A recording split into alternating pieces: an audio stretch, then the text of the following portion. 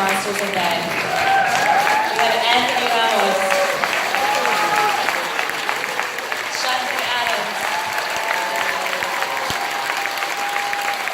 Alvin Harrison Jr.,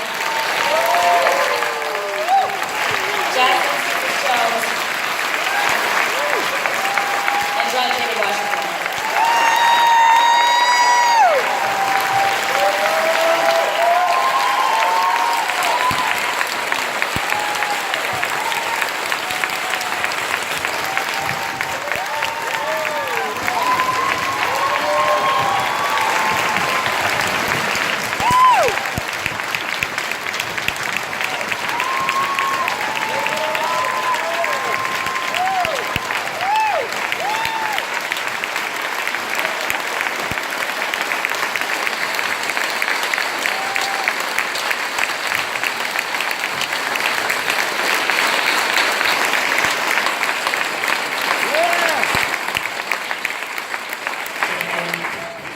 Thank you all so much for being with us here today, and I know Ray sends his love. I'm so glad if you guys could come be here where you couldn't. So we're going to tell him all about this later. So my first question is, how did you all first come onto the project? Did you have any personal political motivation for accepting the roles? Yeah.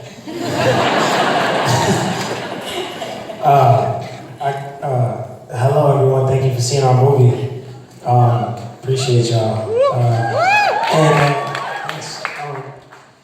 Yeah, I grew up in Brooklyn. I grew up in Bushwick in Hope Gardens projects, and I told this story at Sundance. You know, like I was handcuffed when I was 21, and when I was 14, me and a few other friends were posted up by the cops up against a wall, this community center, because my friend got a little too excited that Oscar De La Hoya had beaten, I think it was Trinidad.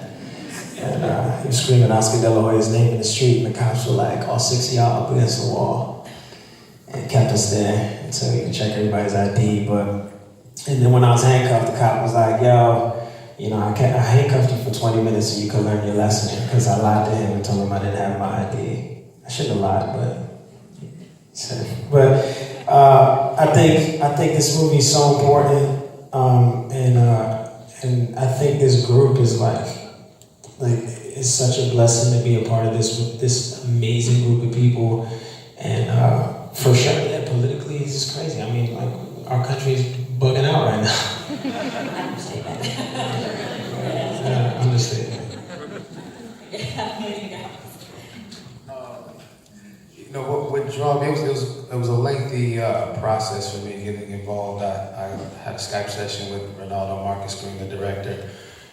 Then there was what I was told, a table read, which was actually a stage reading. I didn't know that till I got there, and I didn't have a job yet, so I was like, this is crazy. So that happened, and then we got to do the Sundance Labs, Kelvin as well, and that process was incredible. I really felt like I bonded with our director, and that's kind of sealed the deal for me. But what was so intriguing for me was the triptych approach to the film and the three different perspectives, and what does happen to the person that videotapes the scene, whatever happens to that person. And of course, you know, the Dennis role, the African American representation of police officers, you know, and how there's not a lot of information or footage about what they feel and what their stance is with these very turbulent times in the country and these issues that are being raised.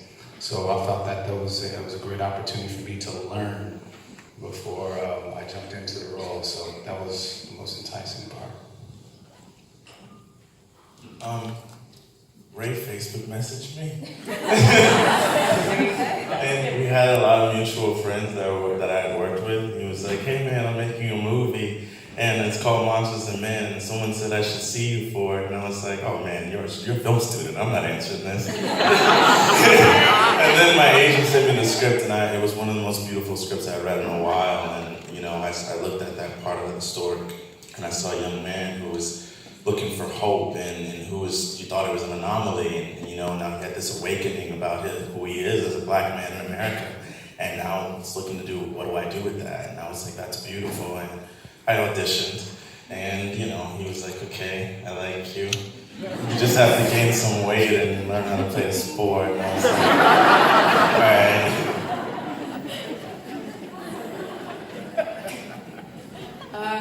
I auditioned and did my callback over Skype, which was interesting. Never did that before.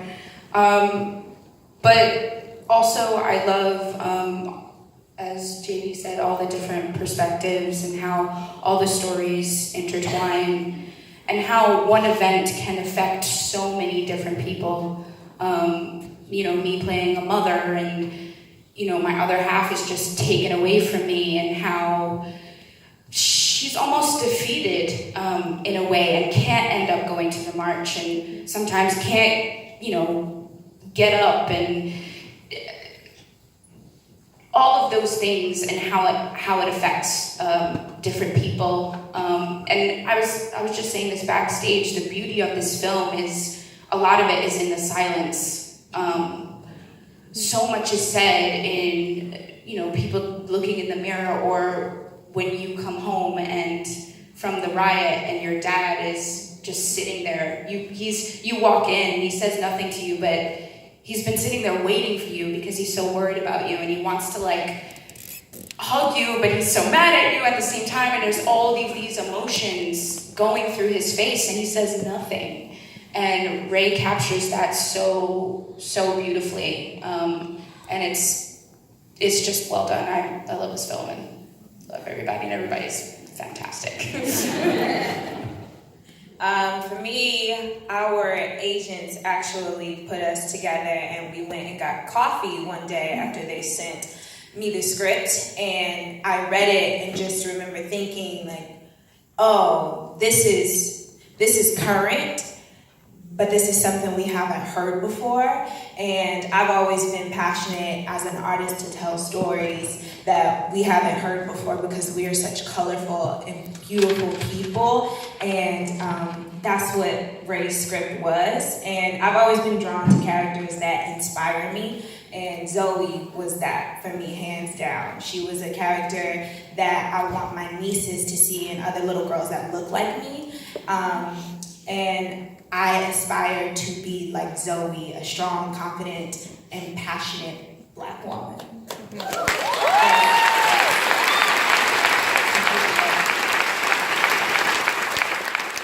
And so you kind of touched on it. This is Ronaldo Marcus Creed's first feature film. So how is kind of going through that experience with him for you guys? He had such a beautiful vision, but also was amazing with letting us kind of take lead and opening up the floor to us, which is amazing for us as actors, because we can just go deeper and deeper, and whatever kind of what we feel inside, we can let that out. And he did that very, very well with including both of those things. It was pretty dope, being able to be on set, and one of the beauties about shooting indies, especially really, really low budget indies, is that there are no walls. There's no security. We ain't blocking off streets. We gotta get out the way for the traffic. You know what I'm saying? It's like people are looking at you yo, what are y'all doing here? And you're yo, promise we show the movie. We in 2 hours, 3 hours. We out. But it was dope being able, Pat Scully, our director of photography, our DP, was incredible. Is incredible. Yeah, Pat Scully, he was brilliant. And being able to be in the conversation, not just privy to it, but being a part of the conversation with him and Ray, what if we do this shot? What if we start from up here? Then, and not just being in the shot, but having the conversation and let's swipe right here. Maybe that kind looks better. What if I sit here? How does that look? That looks good. You know what I'm saying? And you really get to be a part of that process in a way that sometimes on bigger budget films, you don't get right. You know what I mean? I think what was so great about working with Ray was that it was his first film, and so this project is his baby. And a lot of filmmakers can be very selfish with that. And Ray was the complete opposite. As soon as we started, he included us and gave our characters to us and let us create them with him. And I think that's so important, like that indie process. It definitely comes through in the films. It just feels so authentic, and for you guys to be able to have that input, it really showed. Yeah. Okay, I'm going to open up the questioning to the audience now. Okay, right in the front here. Me? Yeah. Hi. I'm going to repeat the question Sure. for the audience. Okay, hi. I'm Victoria Stark, and this is actually my first show of my very first Toronto International Film Festival, so I just want to thank you for making this such a beautiful and haunting experience. You guys did such a tremendous job with this work. It really is quite phenomenal. And the question I wanted to ask, we're having this wonderful rise for African American cinema, whether it be Get Out, Black Klansman, Sorry to Bother You, I'm just thinking Black Panther, there's Widows and The Hate You Give, and If Beale Street Could Talk that's coming out, and this is definitely part of the canon. Just like all a lot of are playing at this festival. and I just wanted to ask, what do you hope to inspire in people when they come and see the movie? And because all these films have similar goals, but they have different executions and different aspects and layers to that goal. So I would love to know what the legacy of this film would be. Okay. Yes, that's sorry. Sure. Okay, go. So the question is, what do you hope to bring inspiration-wise with this film?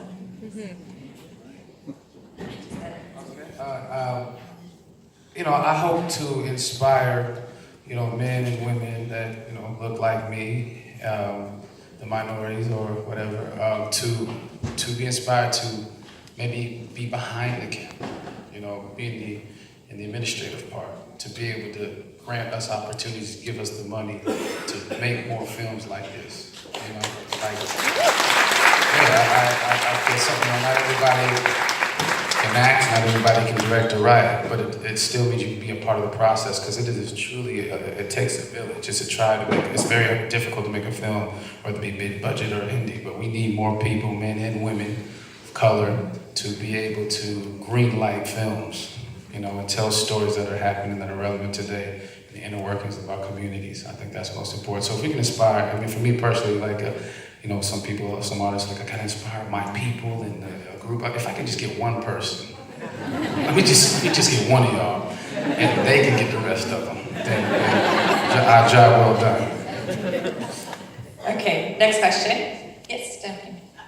My name's Erica, and I'm from Charleston, South Carolina, and I thought this was so important because your film just kind of honed in on, because we had a shooting with Walter Scott, and it was videotaped, and your character just really spoke to me, because I always wondered what the process was mentally to give a tape like that to the New York Times, and then your character as well, JD, and the fact that it was talking about, police and community policing, and we didn't have protests, but it was almost a silent protest, but still, how did you take other stories to be able to mesh this into your various characters? Did you take other stories and use them in your character development? Okay, so again, to paraphrase the question a little, I guess how did you use inspiration, or did you use inspiration from true stories that have come around these issues?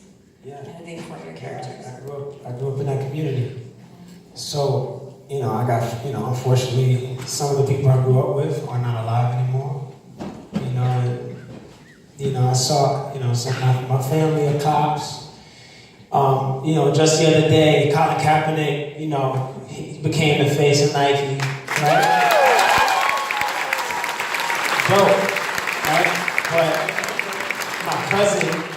my cousin then on the same day posted a picture of 6 officers who had lost their lives in the line of duty and put the same quote that is on Colin Kaepernick's face for the Nike ad on his picture in the center, and created his own ad and then wrote, "This is the face of true heroes." And like, I'm living it right now. I'm living this experience. So thank God I've never seen someone get shot, but I've lived that experience. Like, I'm living in the community. I'm here, oh damn, like, Darren got shot yesterday, or, you know what I'm saying? Like, and it's just like, we're numb to it, and it's like, we have to fight against being numb to these things and continue to make art like this, and so that, that's the inspiration I took from it, at least.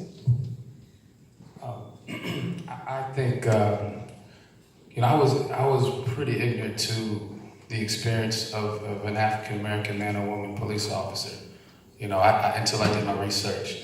And once I got I've been on one side of the argument or the resistance, or the cause. I haven't been on the other side until I got to do these ride-alongs and talk to these men and women that are protecting people like us. Everybody looks like everybody in this room. So that helped, that gave me a moment of pause, and I had to sort of calibrate my thoughts and my energy, my feelings to what's going on, generally. And now, because I have this kind of information, I'm better able to discern, be able to know the difference.